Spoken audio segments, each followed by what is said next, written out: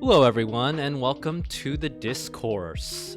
This is a weekly talk show we produce here at NYU Game Center, which is the...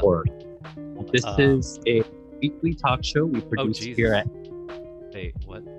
Uh-oh, why can I hear myself? Uh-oh. Well, we'll just assume everything's okay. Jesus Christ. Today, we have Professors Frank Lantz and Naomi Clark discussing game industry news and hot takes. So take it away, Frank and Naomi.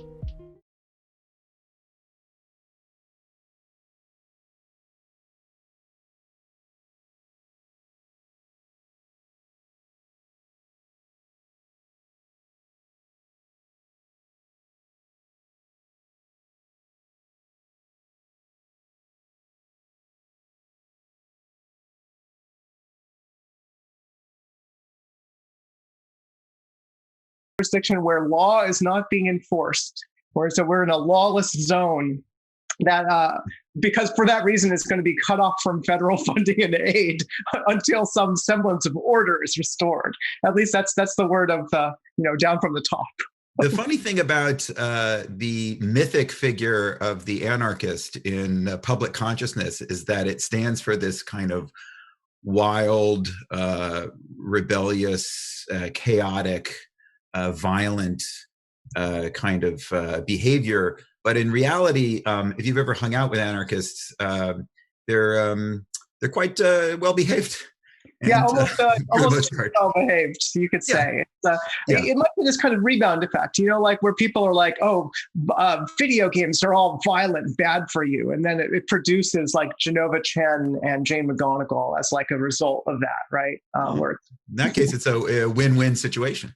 Yeah, absolutely. Best of both worlds, right? Like you're throwing bombs. No, actually, we're serving you a healthy vegan meal while processing some discussions that everyone will collectively consent to over the course of 18 hours. A very long meeting. But I think I'm just going to switch to this smaller, more discreet anarchist filter. For the remainder of our broadcast today. Yeah, so I know this is blowing up the news. It's funny because it's getting a lot of attention just because it sounds really flashy. It sounds like we live in some sort of video game now, like we're entering into Ubisoft's The Division, right? Or Cyberpunk 2075 or whatever that game is going to be called. Right. It's a combination of Chase Manhattan banks completely infesting a city and then also total anarchy. So this is what is it really? It's just a maneuver to try and starve cities of cash during a pandemic, I guess. But the funny thing is that I think this is retaliation for the city council here in New York, cutting the NYPD's budget supposedly by $1 billion. And that supposedly has caused lawlessness here. Except, of course, none of those budget cuts have taken effect yet. And also, they're just like shuffling the budget around. And so that gives you some extra context because sort of people on both sides of this are cooperating to kind of create a meme. Sure. Because if you're like, oh, like it's anarchy because you cut our budgets. And so look, it's anarchy. And then people who otherwise are on the outside of New York City are like, look, it's anarchy. We should shut the whole thing down. So everyone kind of benefits from this, from this meme. Right. When really, I mean, the kinds of anarchy that are happening in New York are like, Game Center Professor Matt Bach and our friend Chris Hsu are over in Bed-Stuy and are participating regularly in a mutual aid society, which is a classic anarchist move for when there are problems or people can't get supplies or enough to eat, and it mostly consists of people buying groceries for each other. Now that's anarchy. Right. Yeah. And then not speaking to each other because there's some disagreement about Gramsci or something, Right. Yeah. Like having minor ideological quibbles and being point of order. And we did have a game link that we wanted to recommend for this new Anarchist Times. It's from another comrade of the Game Center, Paolo Pedercini. No, not that one, Robert. It's That's for our next news item. It's actually was with the anarchist. Like it's this game, Rules and Roberts. Have you heard about this, Frank? Did you? No. So this is a role playing game. It's a parody of Dungeons and Dragons. It's by Paolo Pedercini, who usually makes digital games, right? But Rules and Roberts is a fantasy role playing game that teaches you Robert's Rules of Order. Yeah. Okay. And so you have to follow proper parliamentary procedure in order to get anywhere in this game. In order to, I don't know, slay the dragon, which I guess it would be like if you slay a dragon, the equivalent in this game would be like you actually managed to make a decision as a group. We should also mention Tender Frog House, my favorite game, which right. While it's not officially endorsed by the Anarchy Association of New York, it does I think speak the same language. It's got a lot of Adorno in it. Right, and Tender Frog House is primarily can be experienced. Well, it has an itch page, right? Yeah. But we should put that itch. Tenderfroghouse.itch.io/tilde/video game. Right. I experienced maybe the first 10 or 15 minutes of Tender Frog House. I'm not sure like how much longer it is, but I highly recommend it. Yeah, you should go. Did you? Yeah, you may have experienced the whole thing. I might have experienced the whole thing. It has a very lovely ending, which it's such a beautiful game, and it has an ending which it's like you were like, oh no, if that were the real ending, it would be perfect, and then you realize, oh, it was the real ending. So that's as much as I'll spoil it. Anyway, it's a great game. Excellent. I'll try and make sure I've gotten to the end.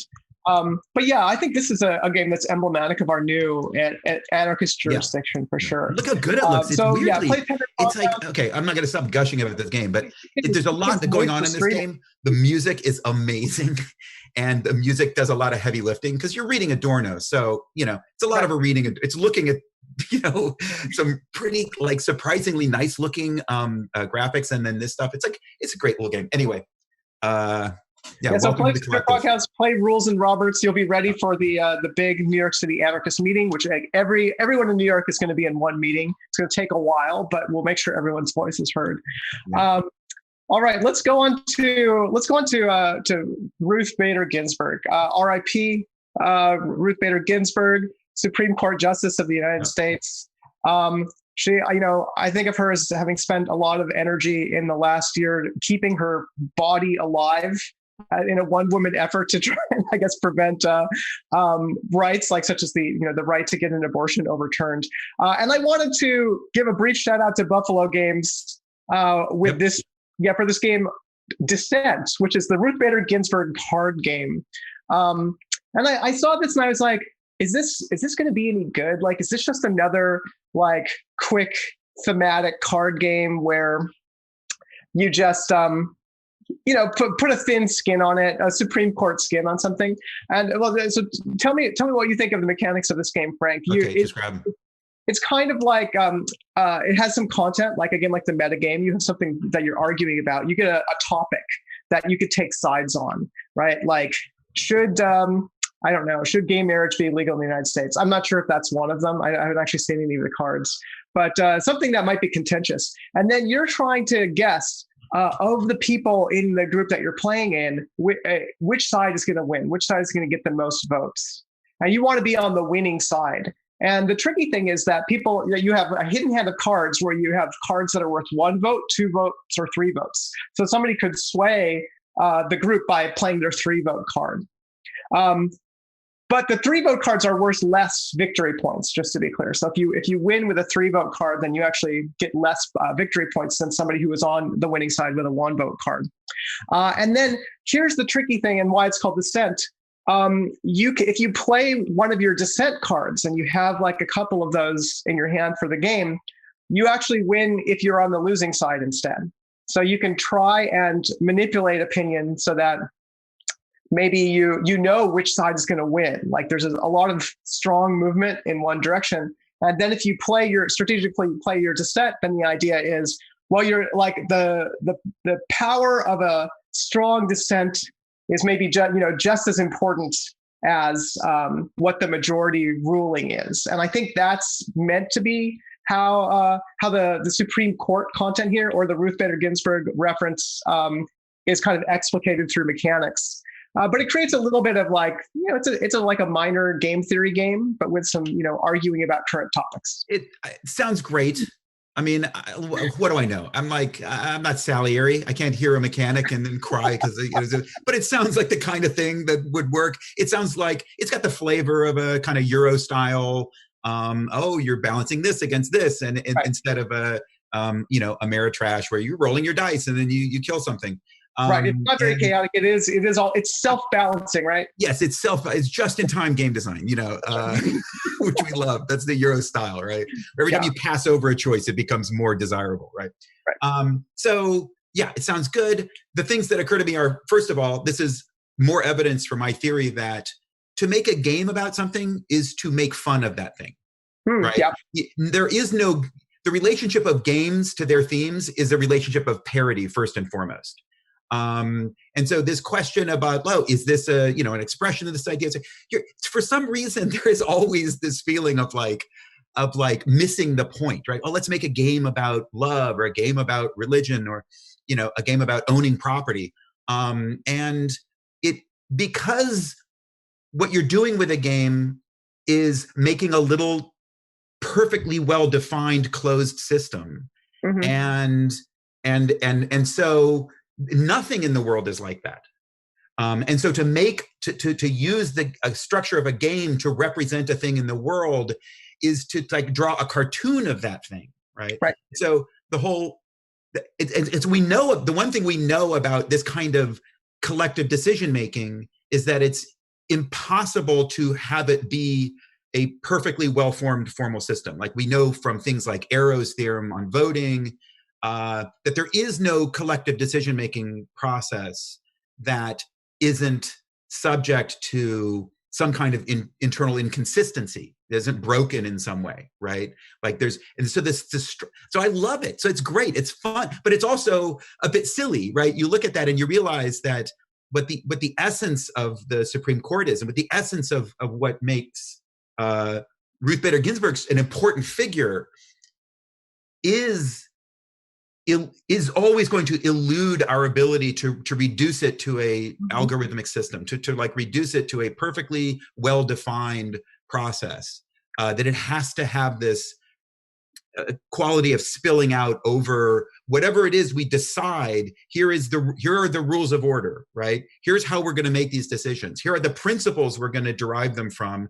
Here are the operations we're going to allow to be applied to them.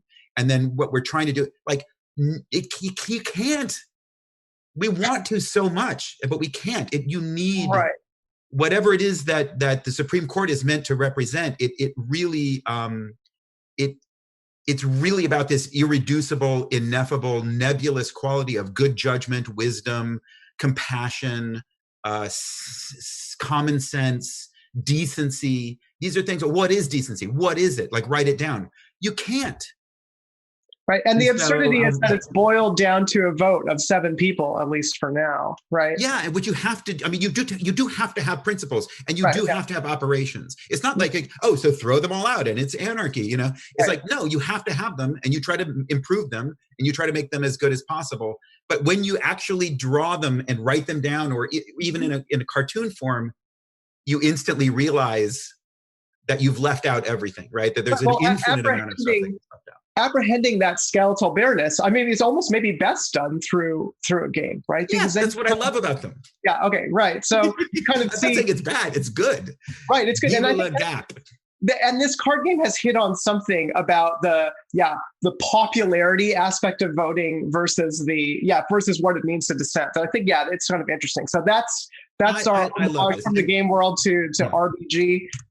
Rest in peace. We can also mention quickly that this is a tradition. There's a wonderful tradition of sort of philosophical games that explore decision making. Gnomic.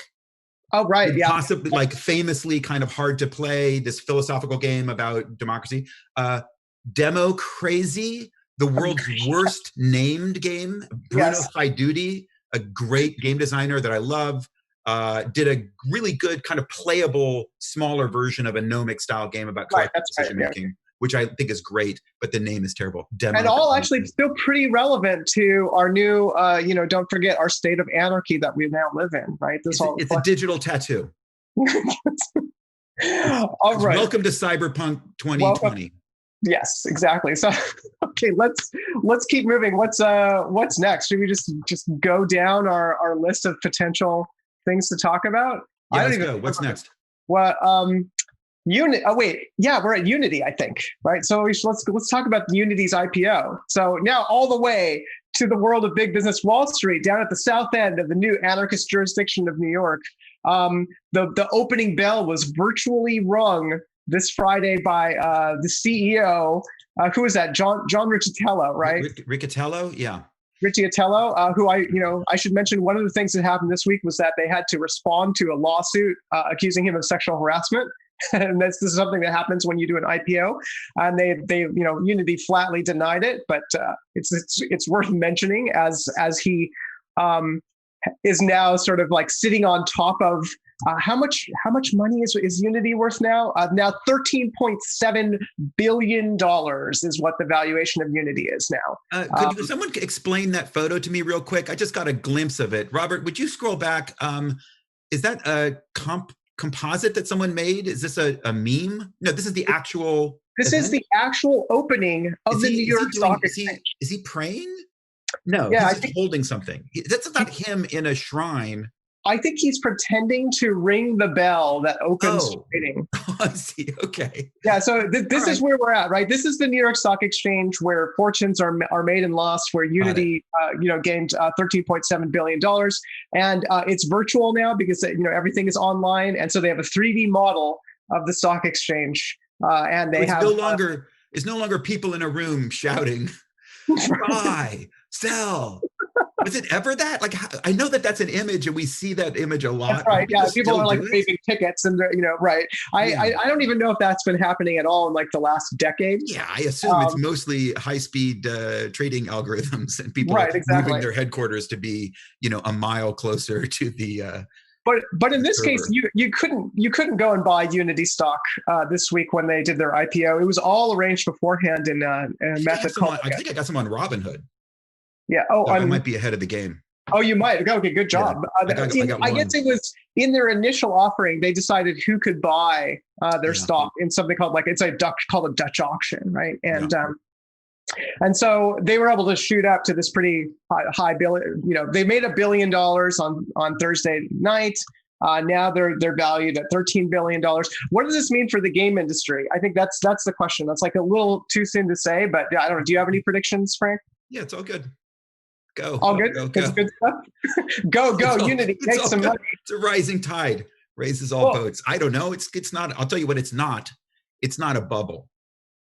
A bubble. Yeah, no, I don't think it's a bubble. Well, interestingly, so the Wall Street people, the financiers, were kind of confused by this. They were like, what is this company? It doesn't make sense, right? Because this is the first time a gaming engine like itself has gone public. And so there had to be a bunch of education with the Wall Street types to try and explain to them what a game engine is. It's a games engine. Games engine. Yeah. If you're in our world, here are the things you love to hear. Yeah. People referring to it as games, gaming, or gamer. Like those are the so you're in the games department. Gamer IPO. Yeah, sort of like you guys do gaming over there. Yeah. We usually. How's the gaming going, Frank? We go up to the casino, and we're doing some gaming with the gamers. So it's a games engine. Right. So the big question, I guess, for me is this going to, and this is the kind of thing that, fans of game companies worry about when there's an acquisition, right? Like, is this going to change how Unity does its business? Is there going to be more pressure on them to deliver shareholder value? In theory, that's like their new job that they didn't have a few days ago. So I don't know that what the worst case scenario is something like, well, the Alexander King just said in chat that will Unity have pressure from above to care less about students and indies, more about real money gambling and movies. They have said that they're expanding to healthcare, to tourism, to education, all of these new areas that they want to go in, right? They're planning on making acquisitions to beef up their programs in out beyond games. right? So hopefully it's like rising tide lifts all boats. If you know anybody who works at Unity, they were allowed to sell their shares starting to today, which was kind of unusual. Is Gabe in the chat? Gabe's brother works at Unity. We should ask him. Yeah. So if you know people at Unity, you should be like, hey, you want to take me out to dinner? That's one way that rising tides lift all boats, I guess. Yeah, it's weird. I've struggled to understand this for a while because it does seem like as if you're a publicly held company, there's pressure on you to. There's a weird kind of convergence effect where all companies are kind of like pressured to move towards this one kind of optimal model. Like no matter whatever you started doing, maybe you started baking bread or making shoes, right? Like you're forced to move as a public company to move towards being whatever it is that's currently most profitable. And so there's this like weird kind of like there's this weird, strange pressure towards a convergent strategy. But then it doesn't seem to be the case that like you see some traces of that. But it doesn't happen as much as you might worry under this my kind of crude vision of how the system actually works. And I think it's similar in that like our picture of how this stuff works is a cartoon, and we have this image of, oh, I got a board of directors and now I have to like do whatever is most profitable, and it doesn't matter if it used to be baking bread, now I have to like sell mattresses or become a financial institution. That's the real thing. Tools for becomes a financial institution.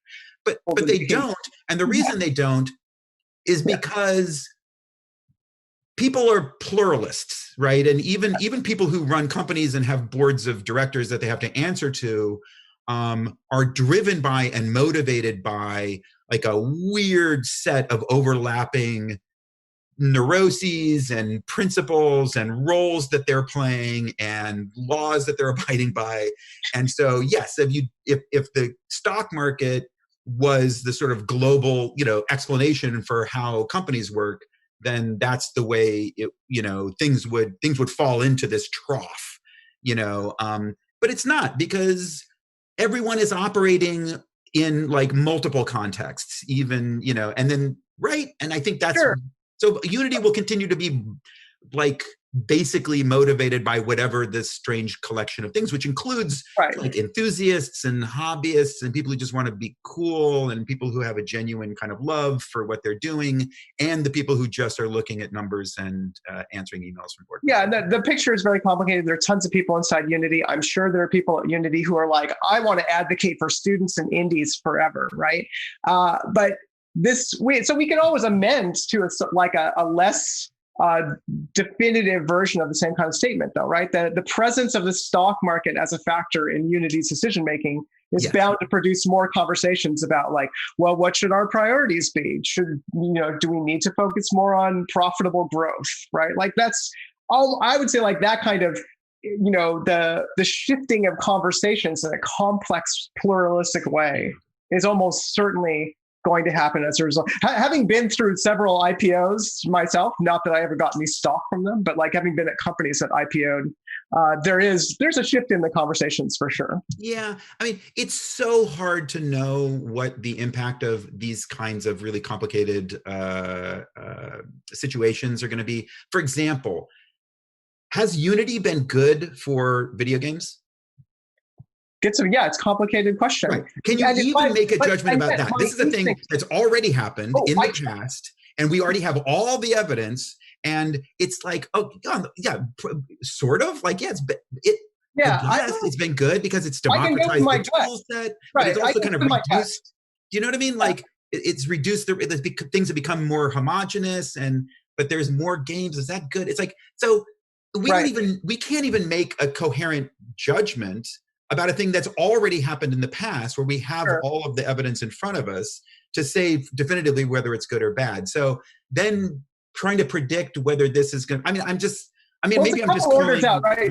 We know that that we as a department, like say the NYU Game Center, is right now heavily reliant on Unity. That's not really a question, and we know that. So that makes us a little bit vulnerable to changes with Unity, and we know, and we could say that this new developments in Unity's life cycle. If we were to talk about corporations having such a thing, leaves the Unity vulnerable to certain types of changes and shifts in a new way, right? So that I don't think it's a huge stretch. So it's kind of acknowledging all the complexity. And interesting, like when you said, is Unity good for games? My immediate response was yes and no, which is different than no and yes, right? It's like yes, but also no. But like my first thing was yes, right? Like so it's because of all the reasons that are being said in chat, right? That like it's democratized tools a lot. They have this free version, right? And so immediately my mind also goes, well, is the good part endangered by changes? I don't know. It's really way too soon to say. Look, I know that it's the entire premise of this show is that we have opinions about the news, but I guess I'm just realizing that I'm skeptical of that, and maybe I just don't want to do it because it's my job. Too complicated. As your sidekick on this show, I know it's my job, but now I'm realizing I kind of don't. I don't feel confident in proclaiming my opinion about this thing. You and I together have definitely put our confidence behind Alexander King as the economics teacher for this department, right? And Alexander King is phrasing it this way, right? Is this IPO good for me and the people I know? And he feels pretty confident the answer is probably not, right? Unless you know people who work at Unity. Like if you discount we do. It's brother. So there we go. We boiled it down. It's good, for the people that who work at Unity and what all the other people they touch, right? Maybe Alexander. Okay, so this is what I like to do because I'm a degenerate gambler and a contrarian, and I will bet Alexander King. Come up with some criteria, Alexander, that we can use to judge whether this will be good or bad for us personally, or whatever criteria you come up with. I will take the other side. We'll bet for like $10 as long as it's reasonable, right? And we'll see in a year from now if we're worse off because of this. Let's find out. Yeah, it's interesting. I suspect that the answer will still be unclear after a year, just like all of our COVID discussions that were made winning unclear. Oh boy! All right, let's go on to the next whatever the next thing is. I've lost all my links. Robert, pull something up. All right. Oh, Twitter. Right. Okay. So this is a games adjacent thing, right? Yeah. Games adjacent. Twitter just got in big trouble for this. It's kind of amazing to watch all the tests of this, right? That when you upload a large image that's too big for Twitter's image preview, it uses a neural network driven algorithm that tries to figure out what is the most important part of the picture. And it does that based on eye tracking data. So it's cropping pictures in the areas that the algorithm thinks are the most important. And most notably, it's favoring white faces over black faces, presumably because everybody, like what eye tracking data has this bias baked into it, where people or most people or the average of this, whatever this data set comes from, we're looking more likely to look at white faces than black faces. I think it's also done, like somebody did some tests with like, any photo with cleavage in it, it's like it crops right in onto the cleavage because they're like, there's no such what photo. I've never seen a photo with cleavage on the internet. On the internet, yeah, and it's just like crop right there, right? And but why would you look at Mitch McConnell? Who wants to look at Mitch McConnell? The man is like an evil turtle from another. I like the one where you see a little bit of tie. That's the way in my mind. That's my image of Mitch McConnell. Yeah. So there's the. It's not a huge stretch to be like eye tracking data is racist, as Herbivore is pointing out in chat, but this is not accepted by wide swaths of society. So this is a conversation that we keep needing to have, and I don't know, maybe it has to occur in games somehow too. But yeah, like algorithms are come from human behavior, which is biased, and so the algorithm's biased. But I don't know. This is people are debating back and forth, right? People are yelling at politicians online about like, how can you say a computer is racist? The computer doesn't have feelings about black people. That seems like that's such an incoherent position. It's not even worth arguing with, because obviously it seems obvious to me that whatever algorithmic technique you come up to for doing this is going to have problems, and problems of this kind in particular. So I have no doubt that there are problems of this kind. I do think that it's not a great way to determine whether this is happening, is to sort of like have a bunch of people try it and then post their results, right? Because it's actually very hard to figure out. Like, I think again, I have no doubt that it is happening.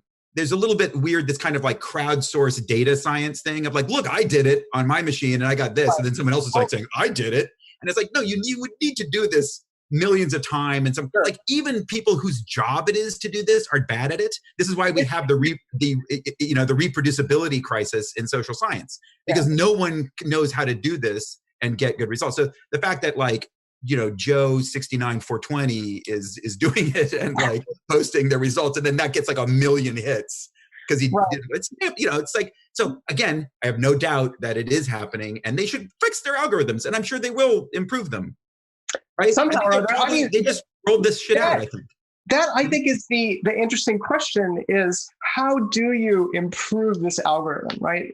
And I don't know, maybe we've already gone down a rabbit hole where it's really difficult to, because you can try to manually correct it somehow, right? And then that is kind of, from one point of view, trying to shift it. Like, how do you decide how much to shift it? Or what technique to use to shift it manually? Because then you are, by definition, like introducing your own tampering into the data set, right? And maybe that's fine if you're just looking for a certain kind of outcome. But I don't know, does it raise other sorts of problems? I don't know. It's like, because it becomes social engineering that's now tampered with. Of course, our organic result, which is that like, oh, we have a racist society and it's producing racist algorithms. That's not desirable. But then how do we like engineer the data away from that? Or is this like inherently a problem with the fact that we're using big, giant data sets in the first place? Yeah, well, if I can speak for the machines briefly. One thing I always think of when people are talking, for example, about an algorithm that for sentencing, right? And they look at the algorithm for sentencing and they're like, oh, but this is just an opaque box that we can't really see how it's working, and we're supposed to like just take the results, and we know that inside there's going to be a lot of bias, and there's going to be all of this distorted data, and there's going to be these kind of like racist principles that we aren't even aware of, that are kind of embodied in the algorithm. And I think that's all true.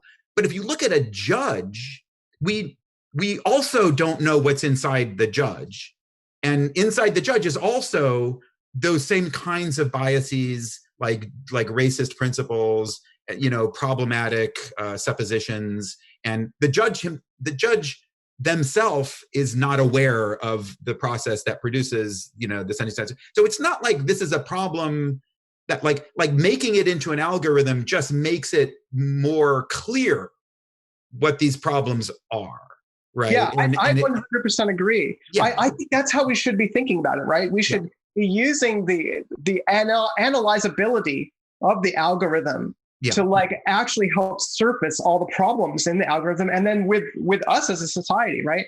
Now, as Herbivore is pointing out, the issue with that is that is any claim that an algorithm is more fair or unbiased or neutral or automatic that allows anyone to like disclaim responsibility and back away and be like, no, there's nothing going on here, it's just the algorithm, right? So whenever that happens, then this position is failing.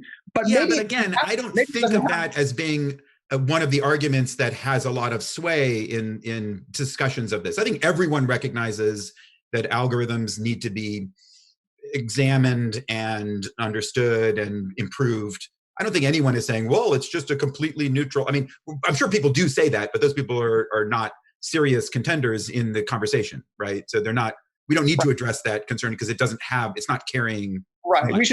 We should rule that out as a reasonable position and just be like, Yeah. you don't know what you're talking about if you claim I think the conversation really is about, well, should we use them and where and how can we improve them and how should we, and like, what is the process for making them better? But again, we should also avoid trying to come up with the perfect algorithm, right? For all the reasons we've already discussed, right? That there won't be one. No. And that doesn't mean we don't use algorithms in the same sense. It doesn't mean that we should abandon political systems because every political system is going to have flaws. So this is the reason we aren't an anarchist collective, is because we actually think that some version of the system that we're using now, if it were just constantly improved, or if it were improved, like is better than just throwing your hands up and saying, well, we can't use any system because all systems that we implement are going to have some of these flaws and imperfections in them. Right. Yeah, no, for sure. And I think that there is a kind of decent path out of that. I think that Megaspell is making a good point, and Alexander also in chat, that look, there are salespeople trying to sell this stuff who are actively trying to suppress the idea that the algorithms have bias in them. It happens honestly, like YouTube under Google is a major area where algorithms have been used and sort of pointed out as problematic. And yeah. I, through means I cannot disclose, have been privy to a number of those conversations at YouTube.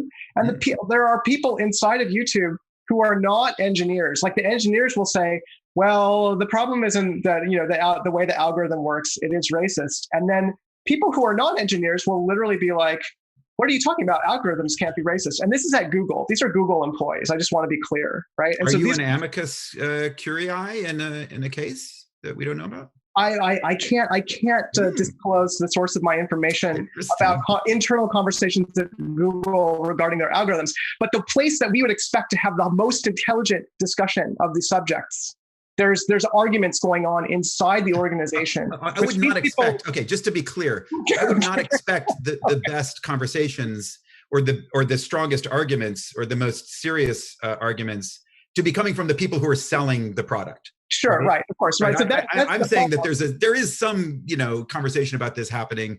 You don't want it to be the person selling it. Like right. That person's job is to give the best. Those people are the bosses of the engineers who might actually have some ability to think, engineer the way around this problem, or to like Megaspell saying, explain the issue. Like inside of Google, they're still having difficulty explaining what this means to other employees at Google who don't understand. Right. Good. So that's where we're at. That's where we're at. It is hard.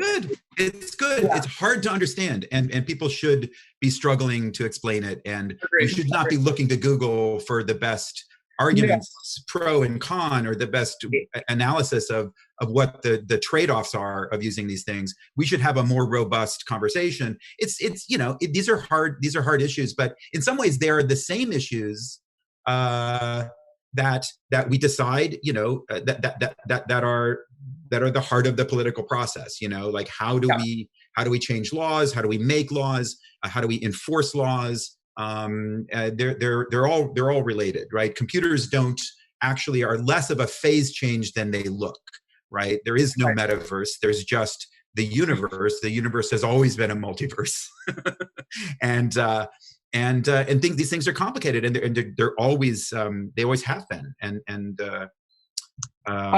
agreed. And so Buffalo could make a good game about image analysis. I don't know what it is. They sort of have similar. Buffalo has some similar games. They do have one where you have to come up with an example of a category, like name a famous Olympic athlete. Oh, you're thinking of the game Buffalo from Tilt. No, it's not Buffalo, the publisher. It's the actual game Buffalo. The actual game Buffalo, yeah. Which is by our colleague. Yeah, Mary Flanagan over at Tilt. It's a brilliant little game that kind of is about this, in some ways, about this issue. And indeed, her lab has worked with the questions of data manipulation and user contributions, mechanical Turk stuff, all sorts of things like that. Okay, let's keep on going. Why did we get so heavy this week? It's so heavy. It's because we started out with RBG, I think. Yeah. No, there's a lot of heavy shit going on. Not mention anarchy. So Microsoft has bought Bethesda, or more properly ZeniMax. I don't know what to say about this. It's like, Yeah, it's consolidation of the industry. Microsoft is trying to maybe get more of a competition on the game development side with Sony. They bought a lot of studios, right, that come with ZeniMax, including our friends at Arcane, come along with this deal. ID Software, of course, and a bunch of others are all in this $7.5 billion package that Microsoft just shelled out for. What the gamers are worried about is, does this mean there's going to be more exclusives, right? So if I own a PlayStation, do I have to buy a Xbox Series X or whatever in order to play my games? The head of Xbox just came out today saying something like, we'll decide that on a case-by-case basis. So basically kind of like holding the threat of exclusives for Xbox, Bethesda games being exclusive for Xbox, like over the heads of the worried consumers who might have to buy too many consoles. But I don't know. The interesting thing to me is that ZeniMax is such a weird company, right? I had to wonder when I heard this news, was this precipitated by the death of Robert Trump, Donald Trump's brother, who was like one of the leading figures on the board of ZeniMax? Like, who knows? It's an end drop. Enanon just dropped some hot fire in the discourse. Yeah, I love it. I think that obviously it's about Robert Trump. Yeah, it's a conspiracy. Obviously. Or are you saying is Enanon MIN, and so I'm in charge of my? I'm not. Look, you're not open. You're not in a position to reveal how you know this insider knowledge about Google. I'm not in a position to reveal whether or not you are Enanon. Maybe you are. Right, maybe no, I have no comment about that whatsoever. No comment. But, I think chat has good insights about this. Bijan Stevens saying, expanding Game Pass, like trying to like bulk up their offering, right? Like the giant kingdoms of console games are kind of gearing up for the next round of fights. This is actually, I think, bigger news than a lot of the technical news coming out about the consoles, right? Where it's been a little bit lackluster trying to get people revved up for ray tracing and whatnot. But it was confusing to me to see that all of these different game franchises were Bethesda. I guess I really haven't been paying attention, because I was like, oh, really? This is all they're all owned by ZeniMax. ZeniMax is a company that's headed by Robert Altman, who is one of the most shady bankers of the last 30 years. Right? He was indicted for assisting the largest money laundering bank in the world, BCCI, that was involved in all sorts of shady financial crimes. And so what did he do once Robert Altman was like out? He was banned by the government from ever being involved in banking again. So what did he do? Video games. That's where we take people, like people who are exiled for crimes from their not the film director. Not the film director. Okay. Not the film director. This is Robert A. Altman, the former banker, now banned from banking.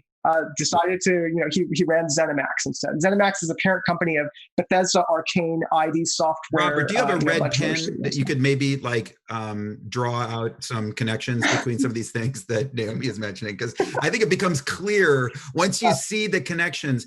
Isn't there a ZeniMax game called New World Order? Isn't that part of the? Probably. Yeah, probably there is. Part of the they own the Wolfenstein. Is it Wolfenstein New World Order? Yeah. The new. So if we could just see a connection, just draw a line between the game New World Order and Robert A. Altman, and then also maybe if you could throw up a picture of the director Robert Altman with a line through it, just to avoid. A line. Because what we don't want is to. Yeah, we don't want there to be like. No, Frank, you don't know how to make letter conspiracies and style conspiracies. You have to raise the possibility that maybe Robert Altman, the film director, and Robert Altman, the banker, are the same person after plastic surgery. Robert, if you could just find a picture of those two together, that would be great, and then we could put that whole thing to bed. Yeah, if there's no picture of them together, then they could be the same person. I don't know. Yeah, I don't know how the internet. I blame the internet. Right. All right. So that's ZeniMax. That's ZeniMax. Right? You should know the company just because it's such an unusual company. But let's just keep on going to more stuff. Let's talk about agency as art. This is a nicer topic. I want to hear about this book. You're reading this book, right? Yeah. So this is a book that came out recently by C. Tai Nguyen, and it is super good. I'm reading it. I think friend of the show, David Cole, mentioned it in the Twitter thread when we were talking about topics we could cover. And it's super good. I'm, as you know, I'm in the process of finishing my book. I'm working on a book right now, and I'm about to ship it. I'm definitely having to revise a couple things and to sort of like address a couple of the ideas that are coming out of Wynn's book here. It's a good one. So shout out to Games Agency as Art if you're in the mood for some good philosophical game studies stuff. Yeah, this is I like that it seems to be very art forward, which is yeah, I don't know, something that I don't feel like I see enough of. It made me very curious about this. Also, the serious foregrounding of the word agency rather than talking about choices, I think it's more interesting. Am I understanding correctly that there's a little bit of the like agency as a distinct concept from free will going on here, or? No? I don't know if it gets that fine-grained in the distinction, but yeah, you're right that the emphasis on agency in the context of aesthetics is Wynn's attempt to kind of present games as ways that we try on different ways of being in the world, different forms of agency, which it really resonates with me. I've often thought that if you understand games as being a kind of presenting a kind of fantasy that we get to briefly inhabit. That hey, shout out to Sign here. They're talking. I'm sorry to interrupt you, but I got really excited. Wynn is shouting out Sign by Catherine Himes and Hakan Sayalioglu, which is that's a big reference point in the opening of the book. Yeah, great. And I'll just mention here, I'm working on a game right now for their next collection, for Catherine Hakan's next collection. Yeah. So stay tuned. So if you have this image of games as being little fantasies that we indulge in, little dreams that we get to live out, that one of the main ones is just having a coherent identity at all in the world. So when you play Mario, when you play Super Mario World, just the idea that you are a being in the world, which is the governing fantasy that we have, that we actually live our actual lives under. But it's so in the real world, it's so kludgy and hacky and patchy, right? We don't have this kind of smooth, continuous, conscious presence of ourselves as a little body moving through space and doing things. But when you're Mario, you're like, oh yeah, that's me. It's like a fake mirror, right? It's a distorted mirror that presents back to us the image that we so desperately want, which is like, oh yes, I am a being in the world. I have a body. I'm moving through space. I'm doing things, one thing after the other. I do a thing and it gets done. You know what I mean? And instead, our experience isn't that. Our experience is like a turbulent chaos of fragments of perception and memory and ideas and predictions, and we're just kind of like jerking in and out of consciousness, and we're trying to stitch it all together into something that resembles this little cartoon of a little plumber, wandering through the world. So that's the fundamental fantasy that games provide, not just being a Viking. Well, the interesting thing is the way it makes a relationship with the aesthetics of film, right? Because that almost positions film as like the thing that's closer to our raw experience, like a series of sensory inputs, right? It makes me think about when you say like, well, what's our common experience is not that of having agency. It's like watching a first-person view in a film where somebody is being dragged around in and out of consciousness, where you just see lights and colors and you're aware of sense images, and you try to stitch it together into a narrative. And so that makes the appeal of games perhaps partly that they're hyper real. They're like what we think our lives actually are. Yeah, exactly. They're the mirror stage, right? Yeah. Where you catch a glimpse of your first kind of coherent image of yourself as a being in the world, right, is when you see this externalized reflection, and you're like, oh yeah, I'm a thing in the world, you know. So yeah, you go to the movies, but I think when you go to the movies, it's like ego destruction often. Like when I go to the movies, often what I want and what I get is a kind of just disappearing, and it's just Keanu Reeves, right? You're just watching, like you're watching a fake person. Like movie stars are like pretend people, right? That they sort of embody what it means to be you know, a coherent agent in the world doing these things. But then when you play a game, you get a deeper connection. It's not just you disappearing and just floating along, you know, like tied like a kite to Keanu Reeves or Tom Cruise, you know. Right, with the stabilizing, mediating influence of the camera, which, of course, when that disappears, like in like a handheld camera film, right? That's actually much more disturbing, right? Like if you're watching, big fan of found footage movies. Right, and because then you're like, wait, this is too much like my regular life. I'm like jolting around. I'm like looking at all these different things. Yeah, which is what makes those movies feel like kind of subversive in a way.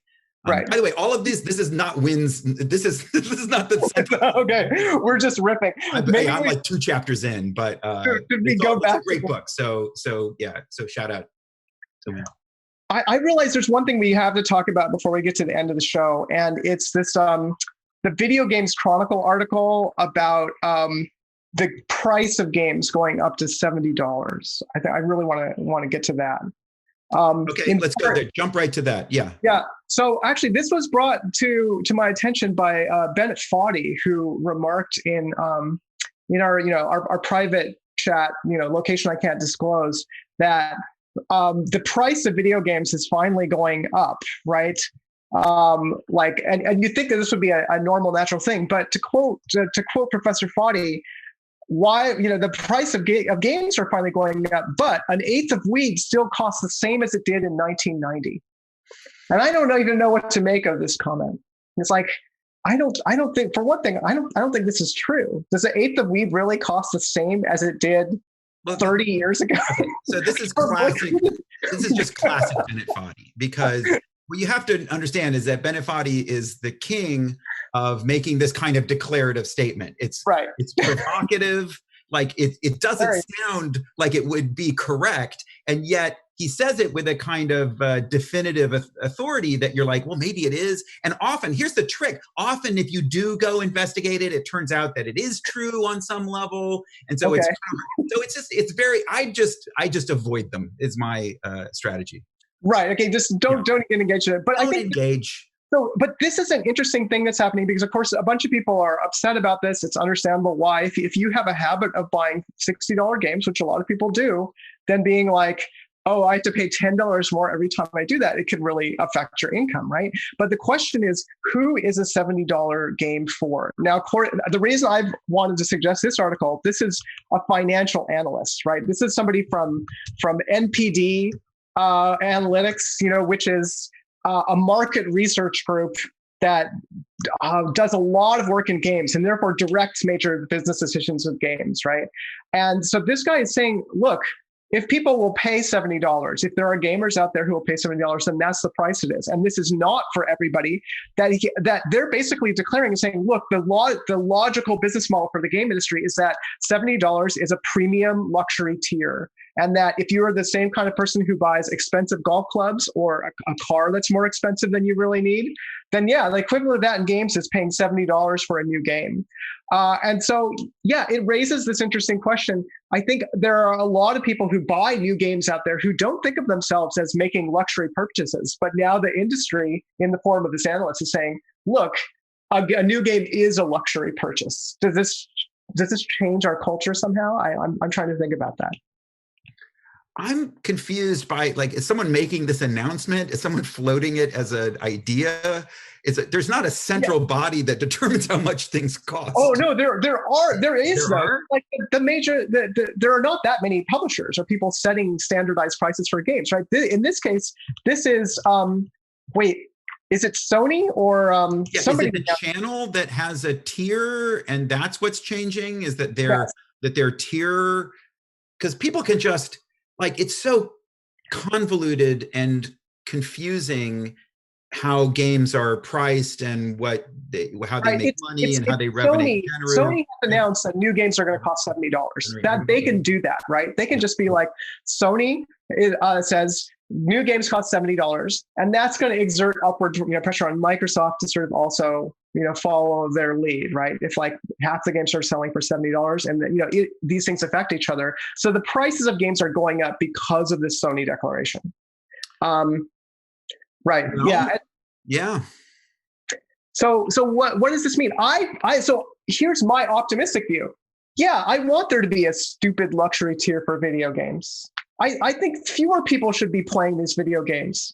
Like, why would I want more people to be able to play AAA giant console games? No.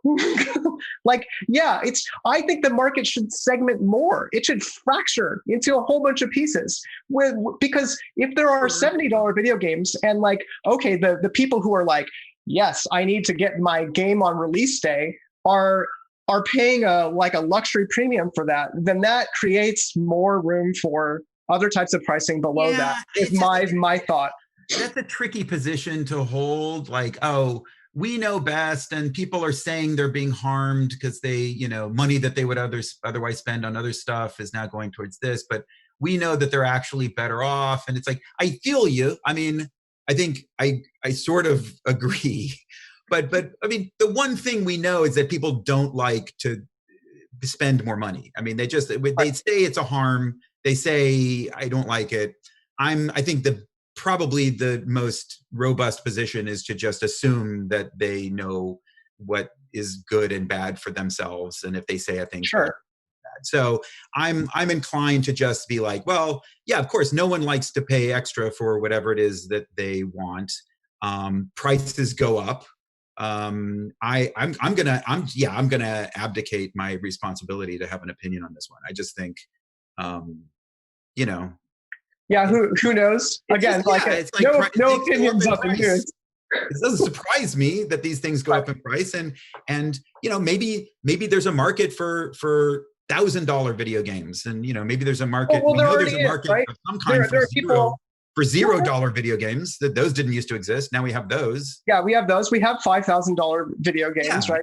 Or more $10,000 video games in the form of microtransactions if you buy everything, right? And people do buy those, right? So yeah, I don't know, the variation in pricing, which is much more than it used to be, has definitely changed things, and in bad ways and good ways. But I don't know, this idea that games as a commodity should stay at a fixed price. I don't know. I can only see that as a weird relic of the past somehow, right? Yeah, I mean, we don't. Our society doesn't operate on the Spider-Man standard, where the standard unit of value is the newest Spider-Man game, right? And we should get back to the Spider-Man standard, because all this other stuff, bitcoins and dollars, they fluctuate. Who knows what's worth what? But we all know the value of the new Spider-Man game. Yeah. Well, for a long time, it sort of was. Yeah, no, it's true. And so I don't know. I think the analysis that somebody posted in chat is kind of, I agree with, that this will probably push more people towards subscription models, right? Because then you can get whatever game comes along as part of your subscription package instead of buying it new. But yeah, I don't know. I don't know how this stuff intersections, because as somebody else noted, a lot of games are going to be included in the subscription packages on release. So everything is kind of in chaos when it comes to pricing right now anyway, right? And how much developers are getting for that, and how that's going to change our industry. I don't know. We're supposed to have opinions on that, right? So let me think about. So let me try to do my job here. And I'm supposed to have an opinion. Danny Hawk is pointing out in chat that I'm not doing my job. So although I do have opinions about opinions, I mean, that counts, right? I think opinions are overrated. So I have a meta opinion. So maybe I'm really doing a good job. But if we think, okay, from the perspective of people who care about the long-term health of games as an art form, and the short and medium-term impact of diversity and originality and in games that are being produced, right? And also as members of a community of people who make games and are learning how to make games and want to have careers in games. So if we put on that kind of perspective, the Alexander King method of like just admitting, okay, this is my context and this is my perspective, then are we in a position to say, does the new Spider-Man game costing $70 have a positive or negative impact on those things? And I would say you can't possibly know. It's just, why would you, like, really? How could you possibly know? You can speculate. That's the fun part. Here's my solution is like spin out a bunch of speculations and be like, well, I'm not sure this could happen. And why not? Why not do that? Does it sound too much like a declarative truth statement to be like? How about that? You like to speculate. I'm a speculator. If anyone wants to hazard a prediction about how this new price raise will impact, I will take the other side of whatever criteria they suggest, as long as I also win the bet if a year from now there's no way to tell. Right. Yeah. Good question. Right. Yeah. If it's I'll take all of those bets. Yeah. So I definitely would not bet. For me, speculation is purely a hobby. And if I were to sully it with money, that would be a bad move. Well, I used to have a hobby, which was video games, but now it's too expensive. Yeah, it's just too much. You have to sign up for one of the. You have to just get Microsoft Game Pass, Frank. Get Game Pass, then you'll be swimming in games. You'll have so many games you won't be able to play them all. Oh wait, you probably. Yeah. I signed up for Apple Arcade, but it was mostly to play my friends' games because I had a bunch of friends with games on there, and so I did, and then I let it lapse. And it's like, that's Apple. That's a thing that presumably I want, because I'm constantly pulling my phone out of my pocket to say, oh, are there any fun games on here that I enjoy that aren't Cinco Paus? And the answer is almost always no, right? And occasionally there's a new one that comes out and I thought, oh, Apple Arcade, this is the perfect solution. Like it'll be a constant flow of pretty high quality, good production value, like interesting games have been curated and some of them are by people I know. And so it's really good. But even that, it just was like, nope, don't want it. I don't know. Yeah. So, okay, here, I'll do my prediction. $70, no real effect on retail game model, but does help drive more people to subscription services like Game Pass. Subscription services like Game Pass are good for a small percentage of small developers who get highlighted in an Apple Store-like model, where they get attention that they wouldn't otherwise get because of the curatorial nature of a subscription service. Overall, subscription services are much worse than Steam for smaller developers. That's my prediction. Yeah. Yeah, I would agree. I think subscription services aren't terrific for small indie developers. Right. Yeah. All right. Well, maybe we should just leave it on there. We're past a journey. Okay. So much stuff we didn't get to talk about this week. We wanted to give shout outs to like Hades and Paradise Killer. Yeah, we didn't even talk about Apple and Epic. Yeah. Oh my gosh, Apple and Epic Oculus Quest each other. Yeah. So we'll have to try and get to it next week. We'll see. Let's save some of these for next week because there's some good stuff. So thank you to everybody who's been recommending articles and links. Really useful and helpful. I know what it looks like. What it looks like is Naomi and I spend all day, every day, just immersed in gaming news. I mean, I know we're so well informed and so deeply knowledgeable about the current state, but the reality is that Naomi is very busy, has like important court cases to do, investigations into what's really happening behind the scenes in Silicon Valley and Washington, D.C., and also other things, presumably, that she's doing. I don't know what they are. I know that I'm super busy. I can't think of anything off the top of my head that I'm doing, but honestly, never look at gaming news until it's like an hour before this show. So we really appreciate. It's incredibly great that we have a super good chat. Is the best. You guys are amazing.